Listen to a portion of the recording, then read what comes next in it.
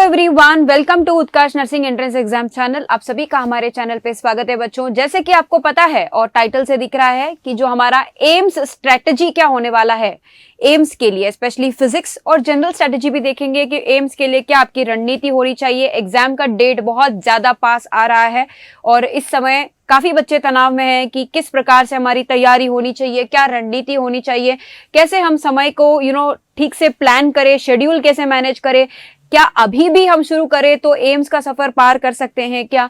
कई प्रकार के सवाल बच्चों के हैं, तो सोचा कि एक वीडियो बना दिया जाए जिस वीडियो के माध्यम से सारे बच्चों का जो प्रश्न है, जो डाउट्स है, वो दूर हो सके। तो स्वागत है सारे बच्चों का अपना हमारे जो चैनल है उत्कर्ष नर्सिंग एंट्रेंस एग्जाम चैनल पे। एंड जानते हैं तो भाई सबसे पहले जो एग्जाम है वो कब होने वाला है एम्स का एग्जाम का डेट आ चुका है। जैसे कि आपको पता है जून महीने में आपका एग्जाम है, जून 1 का डेट आ चुका है। जून का जो पहला संडे है उस डेट पे आपका एग्जाम संभवित है होने के लिए। तो कितने महीने बचते हैं? देखो, जनवरी तो लगभग आधा निकल ही गया है, ठीक है ना। और ऐसे देखे जाए तो फरवरी में 28 दिन ही है, तो जनवरी के कुछ दिन आप फरवरी में जोड़ लोगे तो जनरली हम कह सकते हैं कि एक तो है फेब आपका, मार्च, उसके बाद है अप्रैल और मई। तो ये पूरा 4 महीनों का खेल है। जून में तो आपका पेपर है भाई। तो 4 महीनों का खेल है जिसमें फरवरी, मार्च, अप्रैल, मई में आप किस प्रकार से तैयारी करें। ये जो 4 महीने हैं ये आपका जो फ्यूचर है, जो आपका भविष्य है, वो जो है निर्धारित करेगा, ठीक है। तो भविष्य जो है ये आपका इन 4 महीनों में डिसाइड होने वाला है, फरवरी, मार्च, अप्रैल, मई। इन 4 महीनों में आप किस प्रकार से अपनी तैयारी को और मजबूत कर सकते हो और किस डायरेक्शन में आपको जाना चाहिए ताकि जो है आपका सिलेक्शन हो जाए एम्स में और एम्स में आपको टॉप एम्स कॉलेज में एडमिशन मिल सके नर्सिंग के लिए। तो क्या आप स्ट्रेटेजी फॉलो कर सकते हैं, ये आज हम जानेंगे। तो सबसे पहले बच्चों, अब तक जैसे भी आपने पढ़ा कोई बात नहीं, अब तक माना कि आपने जब मन करा जो सब्जेक्ट उठा के पढ़ लिया। जैसे कि अभी फिजिक्स का मन कर रहा है तो फिजिक्स पढ़ लिया, बायो का मन कर रहा है तो बायो का कोई चैप्टर उठा के पढ़ लिया, चलो ठीक है, अच्छी बात है। बट अभी से आपकी इस प्रकार की पढ़ाई नहीं होनी चाहिए। आपका होना चाहिए एक प्रॉपर शेड्यूल।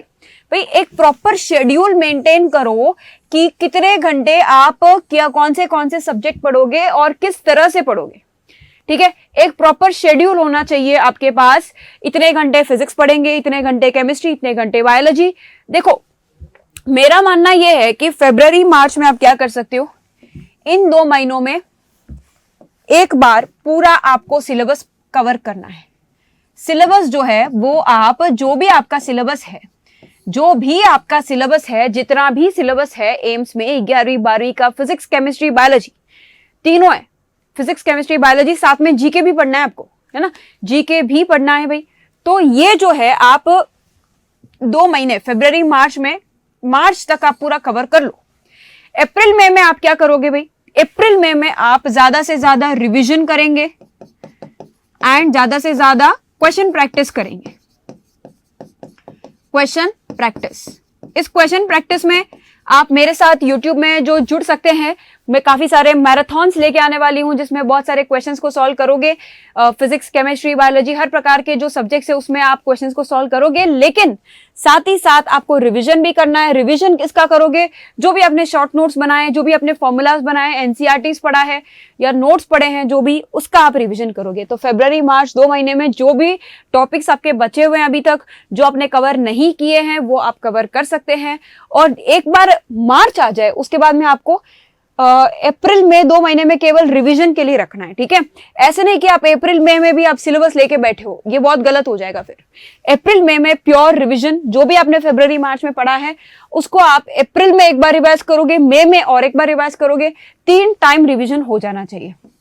एक बार अप्रैल में रिवाइज होगा, एक बार मई में रिवाइज होगा, 2 बार मई में रिवाइज कर लो, एक बार अप्रैल में, तो 3 बार रिवीजन हो जाएगा और साथ में क्वेश्चन भी प्रैक्टिस हो जाएगा। तो आपको थोड़ा सा कॉन्फिडेंस मिलेगा एग्जाम हॉल में, आप घबराओगे नहीं एग्जाम देने के लिए एंड एकदम कॉन्फिडेंस से आप एग्जाम को दे सकते हो। तो क्या क्या करना चाहिए? पहले तो भाई शेड्यूल होना चाहिए। जैसे कि मैंने आपको कहा है फिजिक्स, केमिस्ट्री, बायोलॉजी, अभी मैंने आपको कह दिया कि शेड्यूल के हिसाब से मार्च तक आपको सिलेबस कवर करना है। तो आप डिसाइड कर लो कि पहले 11th करना है या पहले 12th, ठीक है, जैसे आप कंफर्टेबल हो। मान लो आप 11th करना चाहते हो तो फरवरी मंथ में पूरा 11th वाला निपटा दो, मार्च में पूरा 12th को लेके बैठ दो, मार्च में पूरा 12th लेके बैठ जाओ। पीसीबी तीनों की बात कर रही हूं मैं बात कर रही हूं यहाँ पे पीसीबी तीनों की। 11th में जो 11th का है वो पूरा फरवरी में कर लेंगे, मार्च जो है वो पूरा 12th को दे देंगे, 12th वाला जो सिलेबस है फिजिक्स केमिस्ट्री बायोलॉजी।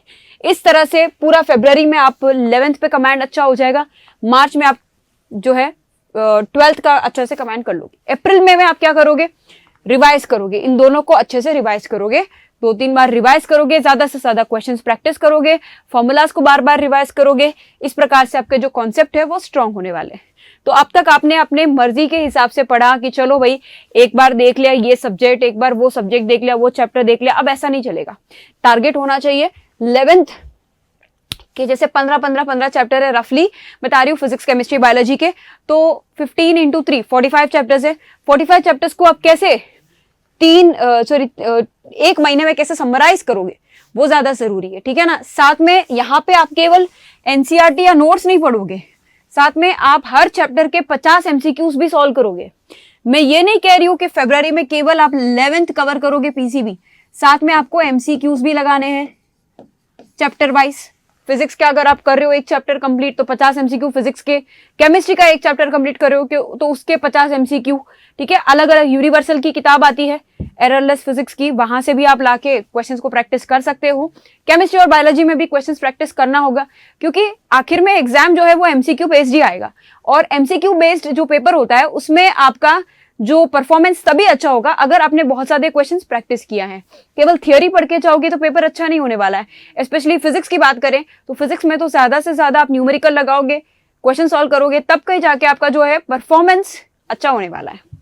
उसके बाद में टाइम टेबल, तो भाई ऐसा नहीं है कि जैसे कि आपने टारगेट ले लिया है इस हफ्ते 5 चैप्टर मुझे फिजिक्स के करने हैं, 5 चैप्टर केमिस्ट्री के, 4 चैप्टर बायोलॉजी के, ऐसा आपने रफली बना दिया है, ठीक है, शेड्यूल में। उसको फॉलो करने के लिए टाइम टेबल भी तो होना चाहिए कि एक दिन में कितना पढ़ा जाए, ठीक है। ऐसा नहीं हो कि पूरे हफ्ते में 7 दिनों में से 3-4 दिन आप आराम से पढ़ो और फिर हफ्ता एंड होने को आए तो आप अचानक से स्पीड बढ़ा रहे हो, है ना। टाइम को जो है ठीक से यूटिलाइज करना है। जो शेड्यूल में जो चीजें लिखी गई हैं कि इस हफ्ते ये कंप्लीट करना है, तो ठीक से स्मूथली उसको कंप्लीट करना है। तो जिसके लिए आप टाइम टेबल जो है उसके अकॉर्डिंग ही चलोगे। लगभग आप 7-8 घंटे इफेक्टिव स्टडी करते हो तो जाके ये आपका जो है वो कामयाब होने वाला है। 7-8 घंटे इफेक्टिव स्टडी कर लो, ज्यादा मैं नहीं कह रही हूँ कि 15 घंटे 20 घंटे या 24 घंटे पढ़ो, 7-8 घंटे तो आप कम से कम पढ़ ही लो। क्योंकि एक आपने सपना देखा है एम्स तक पहुंचने का, वो सपना पूरा होना है तो मेहनत तो लगेगी, बिना मेहनत के ये नहीं हो सकता है। ईमानदारी से पढ़ोगे तो डेफिनेटली आपका सिलेक्शन होगा, और आपको एकदम ईमानदारी दिखानी पड़ेगी तैयारी के दौरान, ठीक है। तैयारी के दौरान ईमानदारी दिखाओगे तब कहीं जाके आप सिलेक्शन के हकदार बनते हो, ठीक है ना। तैयारी आप ठीक से नहीं करोगे फिर आप उम्मीद नहीं कर सकते हो कि हमारा सिलेक्शन होना ही चाहिए, इतने ही नंबर आने चाहिए, ऐसा नहीं है। मैंने बच्चों को देखा जिसने ईमानदारी से तैयारी की है, जिसने एकदम दुनियादारी से छोड़ छाड़ के त्याग के अकेले खुद को अकेले रख के तैयारी की है 4-5 महीने तक किसी एग्जाम के लिए डेडिकेशन के साथ, तो उनको रिजल्ट मिलता है बच्चों, मिलता है, ठीक है ना। भगवान तो सब देख रहे हैं कौन कितनी तैयारी कर रहा है, ठीक है ना। तो you have to be honest, कम से कम आप खुद के साथ ऑनेस्ट रहो और ईमानदारी से तैयारी करो। एनसीईआरटी, भाई एनसीईआरटी को आप इग्नोर नहीं कर सकते। कुछ बच्चे कहते हैं क्या मैम आप क्या नोट्स पढ़ने से सिलेक्शन हो जाएगा क्या? बेशक मेरा नोट्स जो है जो भी मैं लिखवा रही हूँ, हिमांशु सर जो भी लिखवा रहे हैं, और केमिस्ट्री का जो भी नोट्स है उससे आपका हेल्प होता है, लेकिन एनसीईआरटी आप नहीं छोड़ सकते। एनसीईआरटी प्लस नोट्स, एनसीईआरटी के साथ हम जो भी आपको नोट्स दे रहे हैं ऐप क्लासेस में, या आप जो वाईटी क्लासेस को देख के नोट्स बना रहे हो, उनको बार बार रिवाइज करें। नोट्स विद एनसीईआरटी, एनसीईआरटी को तो पढ़ना ही होगा, हर हाल में पढ़ना होगा। एनसीईआरटी के साथ नोट्स को जोड़ोगे तब कहीं जाके आपकी जो तैयारी है वो थोड़ी मजबूत होने वाली है, ठीक है ना। ऐसा नहीं कि थोड़ा सा पढ़ के सिलेक्शन हो जाएगा, बहुत ज्यादा पढ़ना पड़ेगा भाई, बहुत ज्यादा पढ़ना पड़ता है सिलेक्शन के लिए, बहुत ज्यादा पढ़ना पड़ता है, ये मजाक नहीं है। 4-5 महीने यूं ही निकल जाएंगे और उसके बाद में आपको फील होगा कि काश मैं 2 घंटे और पढ़ लेता तो मेरे सिलेक्शन हो जाता। वो काश आपके लाइफ में नहीं आना चाहिए, ठीक है। बार बार मौका नहीं मिलता है, एक ही मौका मिला है, ठीक है ना। फालतू में आप अगले साल ड्रॉप लेना चाहोगे, फिर ड्रॉप लोगे, उसके बाद और डिमोटिवेट हो जाओगे। इन सब चक्करों में मत पड़ो, अभी बहुत टाइम है, 4 महीने बहुत होते हैं। 4 महीने आपने ठीक से तैयारी की तो पक्का आपका सिलेक्शन है। 4 महीने हैं अभी तक, ठीक है, रफली 120 दिन है, और ठीक से तैयारी करोगे तो अभी भी पूरी संभावना है कि आप अपना जो गोल है, जो टारगेट है, उस तक पहुंच सकते हो। बट 7-8 घंटे तो आपको मिनिमम निकालने ही होंगे, और शिद्दत से पढ़ो, ठीक है। अब तक जो भी कर लिया सो कर लिया, अभी कम से कम आपको शिद्दत से पढ़ना है, ठीक है ना। और क्या कर सकते हैं, नो डिस्ट्रैक्शन। ये युवाओं में आजकल बहुत गंभीर समस्या है कि मैं यूट्यूब में भी देखती हूँ काफी बच्चों को आपस में कमेंट करते हुए, काफी गंभीर समस्या है। टेलीग्राम आईडी मांग लेते हैं एक दूसरे का, ठीक है, चैटिंग करने लग जाते हैं, फोन चलाने लग जाते हैं, सोशल मीडिया पे मैसेज करते हैं, टाइम पास करते हैं। भाई ये जो डिस्ट्रैक्शंस है ना, जैसे सोशल मीडिया हो गया, मोबाइल हो गया, या किसी दोस्त की शादी है, किसी रिश्तेदार की शादी है, या फंक्शंस में जाना आना हो गया, किसी का दोस्त का बर्थडे मना लिया, ये सारी चीजें अवॉइड करो आप। 4-5 महीने इन सब को अवॉइड करो। इन सब के बिना अगर जीना सीख लोगे तब जाके आपका सिलेक्शन होगा, ठीक है। आपको ऐसा लग रहा है कि सोशल मीडिया भी चला लेंगे, मोबाइल भी पूरा यूज करेंगे, सारे फंक्शंस भी अटेंड कर लेंगे, सारी शादियां भी अटेंड कर लेंगे, और फिर सिलेक्शन भी हो जाएगा 2 घंटे पढ़ के, तो ये बहुत गलत है, नहीं होगा। मैंने जितना कहा है आपको, ईमानदारी से पढ़ोगे तो ही सिलेक्शन होगा बच्चों, ठीक है ना। काफी बार माइंड डिस्ट्रैक्ट होता है, मन कहता है कि यार थोड़ा सा टाइम पास कर लेती हूँ, थोड़ा सा फोन देख लेती हूँ, थोड़ा सा मैं बाहर घूम के आ जाती हूँ। बट आपको हर बार मन को थोड़ा कंट्रोल करना होगा, समझाना होगा कि नहीं, समय को हम इस प्रकार से बर्बाद नहीं करेंगे, सही तरीके से समय का यूज करना है, और उसके बाद ही आपका जो है सिलेक्शन हो सकता है, ठीक है ना। क्योंकि सिलेक्शन के रेस में आप तभी शामिल हो जब आपने ईमानदारी से तैयारी की है, ओके। ईमानदारी से तैयारी करना इन द सेंस डिस्ट्रैक्शंस भी नहीं होने चाहिए, आपको रेगुलर स्टडी होना चाहिए, आपका रिविजन्स रेगुलर होने चाहिए, डिसिप्लिन तरीके से होना चाहिए तैयारी। और देखते हैं रिविजन ही सब कुछ है। आप कहोगे मैम रिविजन जरूरी है क्या? बहुत ज्यादा जरूरी। आपको जो भी सिलेबस मैंने पढ़ाया है, कम से कम आप 4 से 5 बार उसको रिवाइज करो, कम से कम 4 से 5 बार रिवाइज करो। ऐप में जो भी होते हैं चैप्टर्स, इसलिए मैं टेस्ट भी करवाती हूँ रेगुलर, हर महीने टेस्ट होते हैं आपके, जिससे जो भी हमने सिलेबस कवर किया उसका जो है एंड में एनालिसिस होता है कि कितने सवाल आपको आ रहे हैं, कितने नहीं आ रहे हैं, कहाँ इंप्रूवमेंट करने की जरूरत है। और रिविजन जो है बहुत ज्यादा इंपॉर्टेंट है, ठीक है। अब ऐप में आई थिंक मैंने लगभग 20 चैप्टर्स, 20 तो मैं नहीं कहूंगी, 14 + 4 18 चैप्टर्स मैंने कवर कर दिए हैं।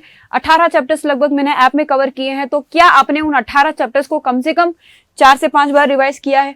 जो मैंने आपको कवर करवाया है, नोट्स भी दे रखा है, क्वेश्चंस भी सॉल्व करवाया है, तो क्या आपने उसको ईमानदारी से कवर किया है, 4-5 बार रिवाइज किया है? ये जरूरी है। अगर आपने सेल्फ स्टडी किया है तो क्या आपने जितना भी अब तक पढ़ा है साल भर, क्या उसको अच्छे से रिवाइज किया है? क्योंकि अगर आप रिवाइज नहीं करते हो ना, जैसे जैसे आगे बढ़ते जाओगे, पहले जो पढ़े वो चैप्टर्स भूलते जाओगे। रिवाइज करोगे तभी वो चैप्टर्स आपको याद रहेंगे। अभी पढ़ लिया, जैसे कि आपने इलेक्ट्रोस्टैटिक्स, 2 महीने बाद आप भूल जाओगे अगर आपने रिवाइज नहीं किया उसको वापस रिवाइज करना ही होगा। जितना रिवाइज करोगे उतनी चीजें आपको याद होगी, एग्जाम में भी कंफ्यूजन कम होगा, ऑप्शंस को देख के कंफ्यूज नहीं होंगे कि अच्छा ये यहाँ पढ़ा था या वहां पढ़ा था। अगर आपने रिवाइज किया अच्छे से तो देखते ही आपको ऑप्शन याद आ जाएगा, अच्छा ये तो ये पूछा गया है तो इसका ये आंसर होगा, ठीक से याद आएगा, ठीक है। कंफ्यूजन नहीं होगा। 2 ऑप्शंस के बीच जो कंफ्यूजन होता है वो अक्सर इसलिए होता है क्योंकि बच्चे रिवाइज नहीं करते हैं। ठीक से रिवाइज करोगे तो वो जो कंफ्यूजन है वो धीरे धीरे आपका हटता जाएगा। नेक्स्ट जो है MCQs, test, PYQ. MCQ, test and PYQ बहुत ज्यादा जरूरी है। मल्टीपल चॉइस क्वेश्चंस जितना ज्यादा हो सके उतना ज्यादा प्रैक्टिस करें। पीवाईक्यूज जो है प्रीवियस ईयर क्वेश्चंस के लिए किताबें भी आती हैं जिसमें प्रीवियस 10 साल 12 साल के जो पेपर्स हैं वो होते हैं सॉल्व, उसको आप सॉल्व करें ज्यादा से ज्यादा। और जो हमारे टेस्ट हैं वो भी रेगुलर आप सॉल्व करते रहें। जितने भी मैंने एमसीक्यूज मैराथन्स कराए हैं, ठीक है, जितने भी मैं क्वेश्चंस करवाती हूँ वाईटी क्लासेस पे, ऐप क्लासेस पे, उनको प्रैक्टिस करो, ज्यादा से ज्यादा प्रैक्टिस करो। एक बार सॉल्व करने से कुछ नहीं होगा, 2-3 बार प्रैक्टिस करो। आपको पता होना चाहिए किस प्रॉब्लम, किस न्यूमेरिकल में कौन सा फॉर्मूला लगता है, किस प्रकार सॉल्व होता है, ठीक है। और ज़्यादा से ज़्यादा रिवाइज करोगे और इन मेथड्स को फॉलो करोगे तो डेफिनेटली जो है सिलेक्शन के बहुत ज़्यादा नज़दीक पहुंच सकते हो आप। और रेगुलरली एवरी डे आपको प्रोग्रेस करना है, ठीक है, एक कदम सिलेक्शन की ओर बढ़ना है।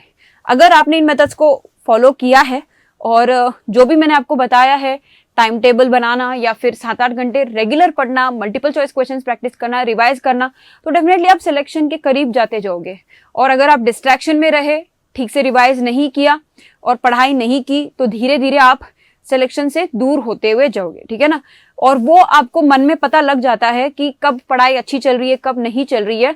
तो एकदम ऑनेस्ट तरीके से, ईमानदारी से पढ़ाई करो। और अभी भी समय है, 4 जो महीने हैं आपके, 4-5 तो मैं नहीं कहूंगी, 4 महीने हैं आपके, और इन 4 महीनों को ठीक तरह से आप इस्तेमाल करोगे तो बहुत कुछ हो सकता है आपकी लाइफ में, बहुत अच्छी चीजें हो सकती हैं। जून में अगर आपका पेपर बहुत ज्यादा अच्छा होता है तो डेफिनेटली भविष्य में आपको फिर फोन ही चलाना है, एंजॉय करना है। एंजॉय करने के लिए कोई लाइफ खत्म नहीं हो रही, लेकिन ये 4-5 महीने आपको थोड़ा कंट्रोल करना है खुद के माइंड को और खुद के थॉट्स को, ठीक है, और सही डायरेक्शन में चलना है, तभी जाके आपका सिलेक्शन हो सकता है। और कोई क्वेरी हो, कोई डाउट हो, कोई समस्या हो तो कमेंट सेक्शन में बताएं, अगला वीडियो डेफिनेटली बनेगा उस पर। धन्यवाद। Thank you everyone.